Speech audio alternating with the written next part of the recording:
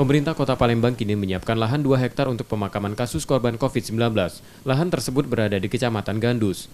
Lokasi pemakaman jauh dari pemukiman warga, sehingga diharapkan tidak menimbulkan keresahan warga. Lalu untuk mengantisipasi ini, kami sudah mengambil langkah yang sudah disediakan di daerah Gandus tempat pemakaman, bahwa memang mengerti jangan sampai hal-hal yang tidak diinginkan sampai betul-betul memberikan keresahan di tengah masyarakat. Antisipasi di Gandus, luas lahannya Pak, sekitar kurang lebih 2 hektar.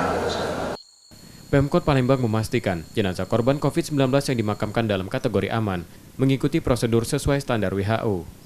Jenazah akan diberi disinfektan, dibungkus plastik, kemudian diberi disinfektan lagi, dikafani lalu diberi disinfektan lagi sebelum akhirnya dimasukkan dalam peti khusus. Sementara itu jumlah kasus positif COVID-19 di Sumatera Selatan meningkat menjadi 11 orang, 2 diantaranya meninggal dunia. Rizky Nurmizan, Kompas TV, Palembang.